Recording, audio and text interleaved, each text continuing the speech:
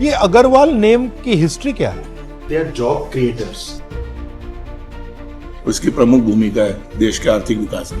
हिंदुस्तान में चैरिटी होती है उसका 66% करते हैं। अनेक स्वतंत्रता सेनानी, मीडिया जगत से हमारे अनेक लोग उद्योगों में, फाइनेंस में, हर चीज में देश को योगदान अग्रवाल समाज दे रहा है। अग्रवाल समाज सबसे ज्यादा व्यापार पे फोकस करता है। तो व्यापार जब करता है सब कुछ अपना दाव पे भी। छोटी छोटी कॉलोनियों में जो अपना धंधा चला रहे सर, वो बड़ा डिस्ट्रॉय हो चुका sir. You are connectors in the economy. You connect the farmer to the table. You connect wood to the finished product to the kitchen. You are the connectors. They don't seem to understand that you need connectors. ये Agarwal name की history क्या है? महाराजा अग्रसेन जी हाँ। राजा हुए हैं हाँ। हरियाणा में, तो उन्होंने देश को समाजवाद का सिद्धांत दिया। 1 ईंट और 1 रुपया, उनके राज्य में जो भी व्यक्ति आता था उसको 1 ईंट और 1 रुपया प्रत्येक व्यक्ति देता था, जिससे उसको कार्य करने की पूंजी और रहने के लिए आवास उपलब्ध होता था। तो वो समाजवाद के सिद्धांत के आधार पे ही अग्रवाल समाज की स्थापना हुई, जिसमें हम अग्रसेन जी महाराज हमारे पितृपुरुष हैं, माता महालक्ष्मी हमारी कुलदेवी हैं, और हमारे अनेक स्वतंत्रता सेनानी, मीडिया जगत से हमारे अनेक लोग उद्योगों में, हर चीज़ में, फाइनेंस में, हर चीज़ में देश को योगदान अग्रवाल समाज दे रहा है। उसकी प्रमुख भूमिका है देश के आर्थिक विकास में।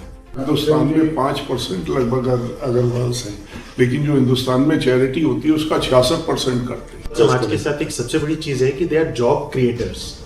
सबसे ज्यादा अगर आप देखेंगे government can not give job to everybody, लेकिन हर दुकानदार, उस चाहे उसकी अगर चाय की भी दुकान है, जनरल स्टोर भी है, तो भी उसकी दुकान पे 1-2 लोगों को वो जॉब प्रोवाइड कर रहा है। तो सबसे बड़े जॉब क्रिएटर इंडिया में अगर कोई कम्युनिटी है तो that is Agarwal community. You are connectors in the economy. Yes.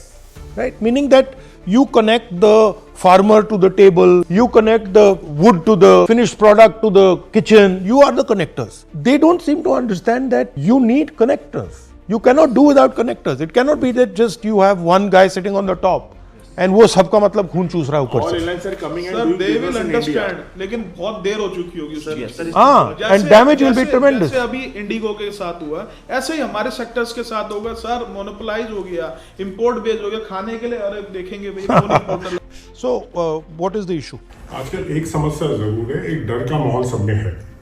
आपके यहाँ भी आने से ना कुछ लोगों को डराया जाता है। कुछ लोग इसलिए डरते हैं क्योंकि आपके पास आएंगे मिलने, तो अगर वहाँ पता चल गया तो वो भी प्रॉब्लम आएगी।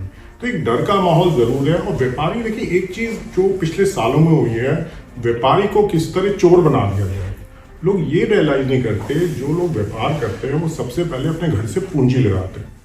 आज व्यापार आप करते हैं, कोई फैक्ट्री लगाते हैं, अगर नुकसान होता है आपका घर बार सब कुछ बिक सकता है। एक ये जरूर माहौल जो देश में बन गया है कि व्यापारी तो चोर है, सिर्फ चोरी करते हैं, ऐसा नहीं है। जैसे उन्होंने कहा जॉब क्रिएटर है, देश में जो आपकी इकोनॉमी बढ़ती है उसमें व्यापार का बहुत बड़ा योगदान है।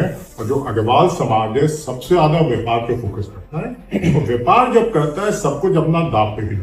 फिनिश गुड है, पहले वो 12% वाला हम बाई करता था, अभी गवर्नमेंट ने कह दिया कि वो 12% वाला हम 5% कर रहे हैं। शूज इंडस्ट्री में क्या हो रहा है सर कि जो चमड़ा है उसको 18% पे ले गए और शूज को 5% पे ले आए। तो जब आपने कॉस्ट तो कम करी नहीं क्योंकि रॉ मटेरियल पे रेट बढ़ा दिए हैं, तो इस तरह से खाली आई वॉश है। जीएसटी को लेके आप कितनी भी बातें नहीं, तो इसका लॉजिक क्या है? लॉजिक ये सर, कॉस्ट तो उतरी रहेगी सर। हाँ, बट फिर कर क्यों रहे हैं? जैसे मैं प्लेन से ट्रेड करता हूँ सर, पल्सी से ट्रेड करता हूँ। आप एक चीज बताइए सर, हम 5 साल से आत्मनिर्भर भारत, आत्मनिर्भर कृषि का वो कर रहे हैं। आत्मनिर्भर छोड़ो सर, हम आयात निर्भर हो गए, इंपोर्ट डिपेंडेंस हो गई। एक सिंपल सी बता दो, कौन सा इनके पास इकोनॉमिस्ट है कि हम किसान की आमदनी डबल करेंगे, हिंदुस्तान को आत्मनिर्भर करेंगे। सर 8,000 रुपए तुअर की MSP है आज की डेट में, ठीक है ना। गवर्नमेंट की प्रोक्योरमेंट नियर 7 to 8% है। 5,000 रुपए में अफ्रीका की तुअर आ रही है, 5200 रुपए में, 5500 रुपए में म्यांमार से तुअर आ रही है। तो हम किसान को पागल बना रहे हैं, व्यापारी को पागल बना रहे हैं, सरकार को। तो is it 30% below MSP? But is it confusion or is it malice? Sir, it is not a confusion, sir. It is they are just making up. But why do malice to so many people? What is the idea? So there is no clarity at the level of the government. No clarity. Right. Just somebody gives an idea, they just implement it. The media is open to them. Everything is printed over there, लोगों के दिमाग में वही बैठ जाता है कि government has done the right, लेकिन एक्चुअल में इट इज नॉट। सर मैं अपने केमिकल सेक्टर का बताता हूँ आपको। केमिकल्स के अंदर मेजर प्रोडक्ट्स सब इंपोर्टेड है, इंडियन इंडस्ट्री नहीं फ्लरिश कर रही। एक छोटा सा सर प्रोडक्ट है सिट्रिक एसिड, सर कोई भी food processing industry, pharma industry उसके बिना नहीं चल सकती। Sir can you imagine, not even a KG is produced in India, 1 lakh metric tons is imported every year. कहाँ से आता है sir China and European countries, majority China, because that is cost effective. ऐसे से बहुत सारे raw material. What I am seeing या is that government has given up on the idea of production. Absolutely कि they have just हाथ उठा लिए and they are saying कि भैया चाइना का माल यहाँ बिकेगा and that's it, खत्म। Just imported and consume. तो what is this inverted duty structure? हम एजुकेशन सेक्टर से बिलोंग करते हैं सर। अगर आप पेपर की बात सोचेंगे तो 3 ही चीज़ें दिमाग में आएंगी, कॉपी, किताब और उसके बाद में डब्बे जिससे बनते हैं। सर तीनों ही चीज़ें हमारी जीएसटी के बाद छोटी इंडस्ट्री स्टेक पे लग गई है। Number 1 is notebook copies. Copies पे सर पहले आज 18% पेपर पे जीएसटी कर दिया गया है, जिससे कि 18% आपकी कॉस्ट चढ़ गई, लेकिन कॉपी को कर दिया गया 0 पे। उससे इशू नहीं है सर, इशू ये है कि 0 पे जो पेपर खरीद रहा है उसे कोई इनपुट सर्विसेज का जीएसटी बेनिफिट ब्लॉक कर दिया गया। अगर पहले जो कॉपी 50 रुपए की थी वो कॉपी आज 62 रुपए की मैन्युफैक्चरर को कॉस्ट कर रही है। वाइसा वर्सा क्या हुआ है सर कि जो बिग मिल्स हैं इंडिया के, अगर वो आज 0% पे वेस्ट खरीदते हैं और 0% पे ही कॉपी बेच देते हैं, उनकी कॉपी तो 50 रुपए की रह गई सर। और जो हजारों लाखों कॉपी मैन्युफैक्चरर्स हैं वो सब, उनकी कॉपी 62 रुपीज की हो गई। वो एक भी कॉपी मैन्युफैक्चरर अगले 2 साल में दिखेगा नहीं सर, बंद करना पड़ेगा सर। इन्वर्टेड टैक्स स्ट्रक्चर का यही मीनिंग है सर कि आप 18 पे अगर ले रहे हैं, अगर वो टैक्स 5 पे होता तो गवर्नमेंट कहती है भाई 5 तो कंज्यूमर से ले लो और 13 का आप हमसे रिफंड ले लो।